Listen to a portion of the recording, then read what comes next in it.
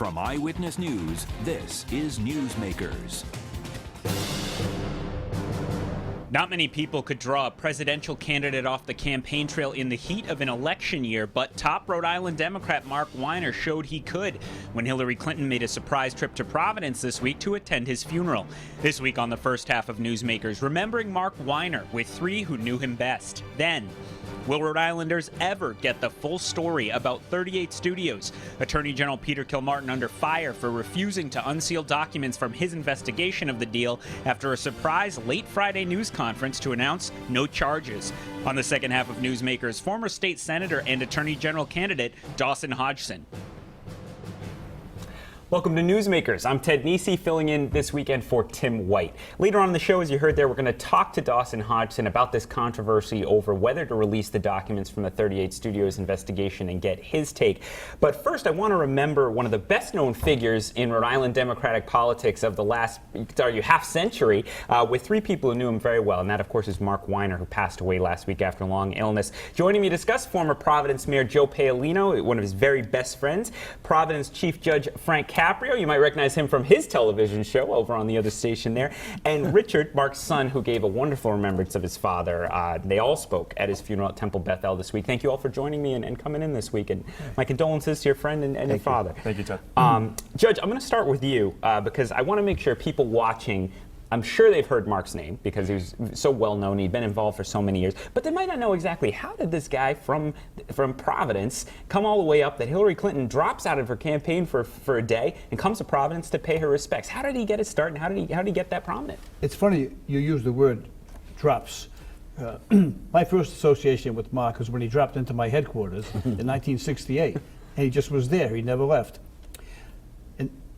Mark's relationship with the Clintons really goes back to 1976. At that point, Mark, Joe Paolino, and myself were involved in a campaign in Rhode Island for President of the United States.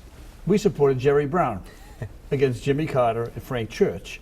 Incidentally, Jerry Brown won Rhode Island. Yeah, he did actually. He did, one of our first primaries. And we all went to the convention together and so forth. Obviously, Jimmy Carter was the nominee, and immediately after that, Mark, because of his allegiance to the Democratic Party, volunteered for President Carter, and he was assigned to Indiana. And who was running Indiana for Carter? Hillary Clinton. And they forged a bond and a relationship that lasted to this day. And I think the one word that would really define Mark in that relationship is loyalty. He was so loyal to the Clintons because of that friendship. You will recall when Clinton ran for president in 1992. One of his biggest challenges was Mario Cuomo, and he had enormous support in Rhode Island. But Mark would not deviate. He was for Clinton, and obviously Clinton prevailed, and Cuomo dropped out. But that's where that relationship began. And you were there for all that, Joe, by his side, doing the same projects, becoming an ambassador eventually. What do you remember about those years of rising? Well, when they're just talking about what happened in 1976, we were delegates, and we were with Brown. And we all went on the train down to New York. By the way, he's now the governor again of California in his older years. That's correct. So when we went down there, I remember walking into the convention with Mark, and he looked at the concessions. Yeah. And he said, someday, I'm going to take that over. In the next election, he did. But after the convention was over, I wanted to stay in Rhode Island. And so I was working for a local candidate, became Lieutenant Governor Tom DiLulio. Mark went to Indiana to work for Jimmy Carter. And so we would communicate a lot by telephone of what was going on out there, what was happening in Rhode Island. And then he got a job at the White House, and he became friends with everybody, no matter who it was. Whoever walked in there, he became friends with. One of his dearest friends he met back then was Max Weinberg, who's a drummer for Bruce Springsteen. Who was at the funeral, by the way. Yeah. But no matter who it was, and when it was funny, the other day when President Clinton talked about when your dad was with Sophia Loren, the first thing your father did was send me the picture that I have in my office of he and Sophia Loren together. That was a great story. Bill Clinton said at the funeral, he said he'd never seen Mark happier than when he arranged a surprise, I think, lunch in the Swiss Alps with Sophia Loren, who was 80 at the time, but didn't matter. Still a knockout by all accounts. But he loved national politics, and we would always be delegates together. And although it was sad that I couldn't be with him at the convention this year, it was very special to be with his son, my nephew. to be there and to see he and my son as delegates together, like their parents did 40 years ago. And Richard, your father, it just obviously he instilled this love of politics in you. I know you're into it now too as well. But was it just natural? Was it all consuming to him? How was it being his son and watching him in politics? I mean, from the moment he could talk, he was a Democrat through and through, and I think that his selfless nature, as well as his love of people, kind of fueled his love and his commitment to the party, Democratic Party, and his entire life was dedicated to helping people through democratic politics as well as through, philanthropic efforts of his own. But it was his life. I mean, he loved it. He caught the bug. It excited him. He traveled across the country for candidates. And what are your earliest memories of your dad in politics and maybe you being around him for it? My earliest memory, I remember how old was I? I was 6 years old. My father took me to the White House, and I didn't know what was going on. I didn't really understand the gravity of getting the opportunity to go into the White House and to sit in the Oval Office. So my earliest memory in politics was my dad literally waltzing through the White House as if he lived there himself and taking me to the Oval Office, and have a nice picture of President Clinton standing behind me. And it said, "Richard, you look good here, Bill Clinton." So that was my earliest memory with him, and he just always felt comfortable around politics. And you said he walked into your campaign office in 1968, never left. What made an impression on you about Mark then? That maybe was a lasting impression, that was who this guy was, you knew he was going to go places? Number one, his loyalty. Number two, he was a tireless worker. We could give him any job, and Mark didn't take a circuitous route toward any position. Right? He'd go through the concrete wall. There was no barrier that would stop him from helping you if he was committed to you. And so he was just there. He was only 13 years old, and we gave him jobs that no one else would do. Never complained, just was there. Had some good ideas too. And you met him at LaSalle Academy, right? You told some funny stories about your first impressions. Yeah, I mean, we were in LaSalle, and I'm saying, what's this Jewish kid doing in a Catholic high school? And, what was tough is that he got better grades in religion than I did. Somehow I'm not surprised, Joe. and so, but we should, those days, my mom and dad were divorced, and my father would come by my house every morning to pick me up. He had to be with me. And my dad had a fancy car that we then picked up Mark, and then we went to school, and all the seniors, we were freshmen, all the seniors were razzing and clapping, and I'm like, oh my God, I want to bury myself. And so I said to Mark and my father, I said, look, no more. I said, Dad, drop us off downtown, we'll take the bus to school. And he'd take us. And Mark said, Joe, you can go downtown. Your father can take me downtown. He said, I don't mind. Now that's a smart guy, I like that. You told a great story, Richard, in your remembrance of your father, and you gave a terrific speech, as I said, about the challenge he had at a very young age, and sort of a sign of his perseverance, as Judge Caprio said. Can you tell that, what you remembered? Absolutely. Just to, for starters, as I mentioned to Joe, my dad grew up at University Heights in east side of Providence, and he really did live a true underdog story and prevailed ultimately. And one example of that, which I talked about at his funeral in the eulogy I gave, was when he was in the third grade, his mother got a call from one of his teachers, and they said, your son Mark is incapable of learning. So they ended up sending him to the special education classroom. It wasn't called special education back then, it was called the ungraded classroom. And he was in that ungraded classroom for 3 years, but with the support of his mother and his friends, he strived and worked incredibly hard. And after 3 years, he became the first student in the ungraded classroom to make it back into the regular classroom. But it's just an example of the kind of guy he was. And how was it in recent years? Everyone involved in politics knew your father dealt with a number of health challenges. Mm-hmm. Obviously, it was part of your growing up, especially recently. How did he get through that? I mean, he had the car accident. I got calls after that. He was struggling with leukemia in recent years. How did he get through all that? That's a great question. I think it was, as I pointed out, he really did have the greatest optimism of anybody you'll ever meet in your entire life. Right until the day he died, he said, I'm going to beat this. But that sort of mentality really helped to carry him through the previous 15 or so serious health incidents that he had. Always staying positive, and the fact that he lived his life for other people really gave him a reason to live and to want to live. He found fulfillment, and that sort of fulfillment is what drove him through all of his incidents and ultimately allowed him to survive and I'm sure stronger. His children, too, were a great comfort to him. Oh, big time. And I mean, as families, we spend so much fun together. But I have a saying, if you can't score the touchdown, don't get on the field. And there's a lot of people that can run the ball and never score that touchdown. And they'll say, "What? I ran so many yards. Did you ever score the touchdown?" Mark, when you gave him the ball of life, if it was in politics, business, family, always scored the touchdown. He got it done. He didn't waste his time. He didn't get into the minutia of stuff saying, "Oh, how am I going to get it done?" He just got it done, no matter what it was. Joe, I want to stick with you because obviously people will be interested. Like a bolt went through the room in the lobby of the synagogue, or the hall where we walked in when people realized Mrs. Clinton was coming along with Bill. We knew Bill Clinton was coming. You were with them in the private moments and as they were around. I mean, what were they saying? What were they remembering about Mark as they talked to all of you while they were here? Well, I mean, Hillary was just very special. You could see this affected her tremendously. She was with him when he was a young man and watched him grow. You know, in 2008, when we were all delegates at the convention, at the end, the Obama people wanted us all to change our vote from Hillary, to make it unanimous. The Paolinos and the Weiners wouldn't change. we stayed there. But you could see that she was not there for political reasons, had zero to do with it. Political reasons, she would have stayed in Colorado. She was there for her friend, and she wanted to give him the respect and say thank you.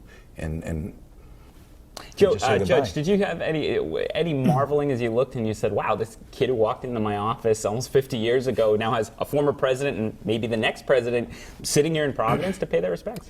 If you asked me that question when he was a kid, I'd say there would be no chance of him doing that. Looking back, I'm not surprised at all.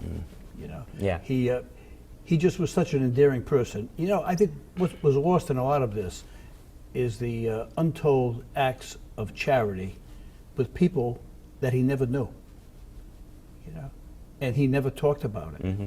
And he would just have random acts of charity for anyone who was in need, But more importantly, in answer to your question, he had such a commitment to everything that he did, and he would not waver. And once he gave you his word, many times at great sacrifice to himself, he kept it. That was his bond. Mm-hmm. The kind of man he was. I have to ask while we're here, I've confirmed Democratic vice presidential candidate Tim Kaine is coming back to Rhode Island for a fundraiser next week.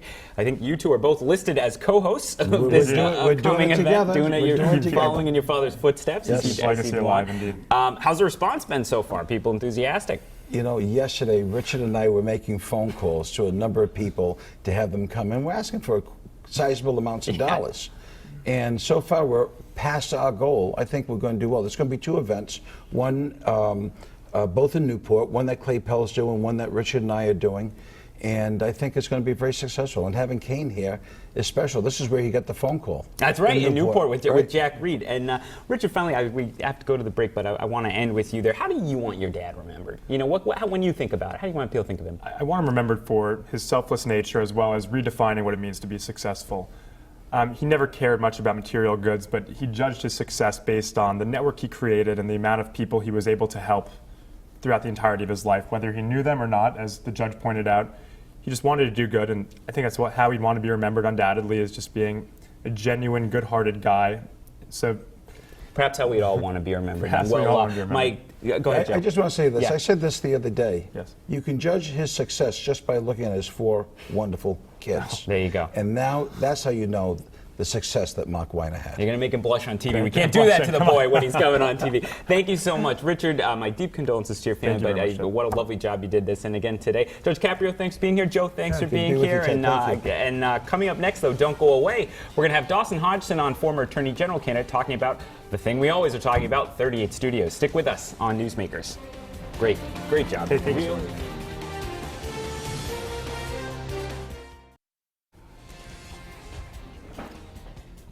Welcome back to Newsmakers. I'm Ted Nesi, filling in this week for Tim White, and very glad to be joined now by Dawson Hodgson, familiar face to a lot of you out there. He's a former state senator. He was the Republican candidate for Attorney General in 2014 against Peter Kilmartin, and he's also a former state prosecutor who's long been calling for more transparency on the 38 Studios issue. Dawson, thanks for being here. My pleasure, Ted. You don't do a lot of media these days. I wasn't sure I could convince you. But No, I'm enjoying my life as a private citizen very much. And with your sons, who are adorable. I've seen the pictures. I appreciate Yeah, that. credit to you. Best part of life. So, just to recap, a lot of people probably are aware of what's gone on, but we had this very late last Friday news conference to announce no criminal charges in the 4-year 38 Studios probe. Attorney General Kilmartin, along with Colonel O'Donnell, announced that. But in some ways, more than that, the focus has been on the fact that they all said they will not allow the documents, any generated during the investigation, to be released.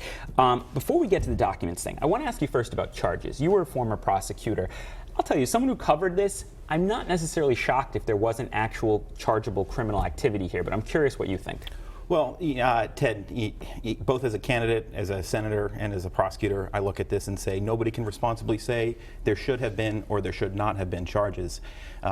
It's a conclusion that a lot of people simply reached a long time ago. The Attorney General has confirmed this or ratified that conclusion, just like you said in the late Friday afternoon press conference. The biggest piece of this here is Rhode Islanders need to understand how their leaders acted on their behalf. And I think you make that distinction very clear, and it's appropriate between nobody's saying that there had to be charges filed, but we need to see what was the evidence that would have been considered. All right, so let's get to that conversation about the documents. And I want to make sure people can hear from Attorney General Kilmartin himself. At the press conference Friday, I asked him why he thinks this case is different from the Station nightclub fire, because people might remember about a decade ago, Attorney General Lynch at the time did petition the court to have a lot of documents released from that grand jury investigation, saying that Rhode Islanders needed to know more. Here's what Attorney General Kilmartin had to say when I asked him about the comparison between what happened with the Station fire and what happened with 38 Studios.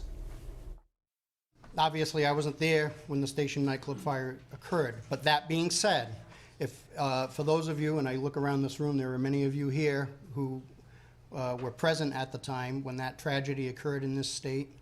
At the end of that grand jury, there were indictments. So with the close of the grand jury, there was a petition given to the court because there were indictments in that finality that documents should be released to the public. In this case, at this stage, we've taken the evidence in the interviews and the documentation we have as far as is possible, but it is not a closed investigation.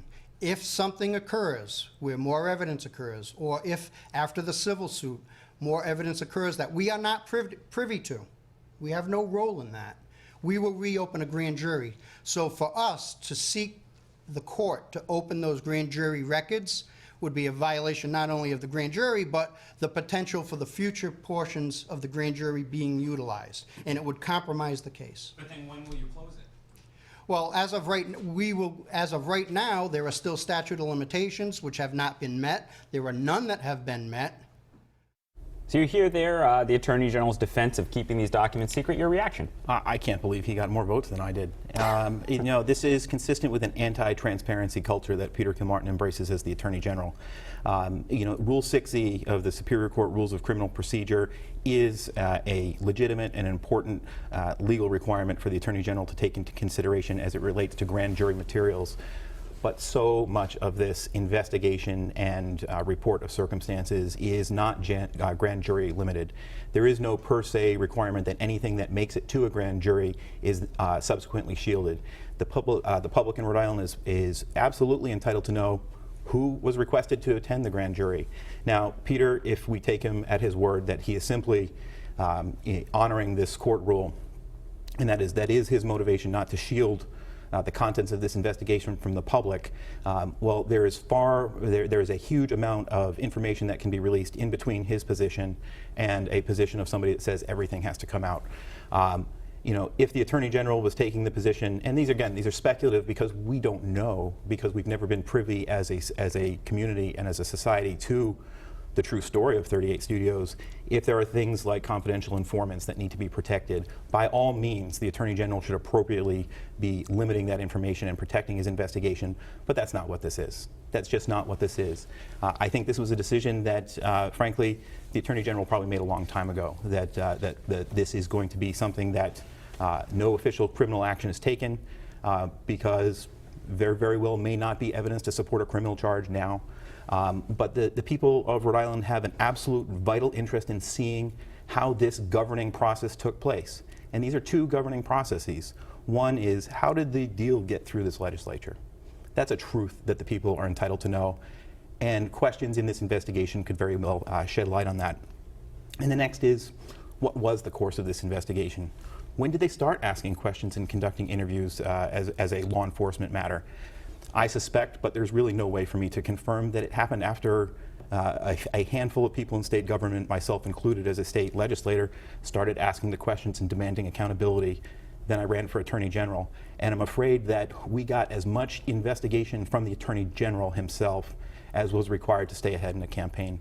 The Attorney General, I think, in his remarks, forecast cynicism in reaction to this limitation of information. I think the only cynicism that exists was that very statement. He has a duty to the public to produce this information. He's derelict in it, and I frankly, I think he needs to reverse course, because the Attorney General is so powerful that the courts won't overturn him on this position. It's very unlikely that a public records request is going to be granted over his objection. He has this discretion. It's an extraordinarily powerful office. I hope the people of Rhode Island pay attention to this decision making, and whoever runs for Attorney General in the future, pick somebody that's committed to transparency and those principles. Well, you referenced on the Attorney General sort of talking about the reaction he expected or thought might be coming. He got a question about that at the press conference, and I think we have that as well, so people can hear what the Attorney General had to say to those who maybe were going to question his decision making on this. Let's listen to that. I believe that the majority of Rhode Islanders have full faith and confidence in the Rhode Island State Police and the prosecutors of the Attorney General's office. But I'm also realistic enough to know that there will be a minority of very vocal individuals who will try to read more into this than what exists. I guess you count as a very vocal individual, Dawson. Well, and Ted, to be fair to the Attorney General, I count as a minority.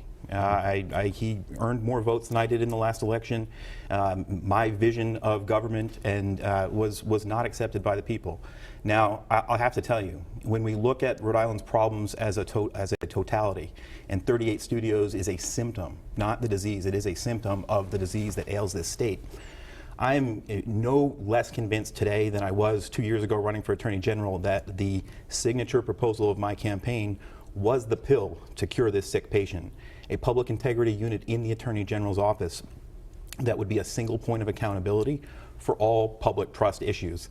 An office that combines the administrative, civil, and criminal authority of the Attorney General into one office. So there is no more, well, your campaign finance reports, that's not really my jurisdiction, it's the Board of Elections. Your ethics problems aren't my jurisdiction, that's the Ethics Commission, if they choose to ever use that power. Let me push back on that a little, because the Attorney General will often point to, he'll say, people, he knows he gets a lot of flack for being a former legislator, Democratic powerful legislator, and he says, look, I worked on the Gordon Fox case, Chief Whiting, North Province Police Chief, the Almeida, Rep Almeida, people like that. He points to those examples and says, this office has no problem tackling public corruption. So what do you say to that? I think that's a very constrained part of the Rhode Island public's experience with their elected officials. I think the wrongdoing has been the scope of wrongdoing and inappropriate action of powerful people in Rhode Island far exceeds anything the Attorney General has taken on. And I think every single one of those cases that you have mentioned, it's been a reactive posture from the Attorney General. Maybe that doesn't apply to the Whiting, because I think that came in through traditional law enforcement routes, but look at the councilman in Providence with the campaign, Jackson, with the campaign finance. I mean, the drum had to beat for close to 6 months or a year on that. Everybody knew he was in violation of the law. Almeida, the same thing. So it's when enough pressure is put on and brought to bear that finally the right thing takes place. And we can't afford a state where you get as much leadership as you protest for. It's an unhealthy approach. I hate to keep reverting back to my former role as a candidate for the office, but I spent 5 years as a prosecutor. I brought the culture of the Attorney General's office as I embodied it to the state legislature. That's why I moved for oversight hearings and I was shut down. That's why I sponsored legislation for an independent commission and that was shut down. Peter brought the culture of the legislature and the point of view of a longtime state rep and part of the system that gave us 38 studios, and he brought it to the Attorney General's office.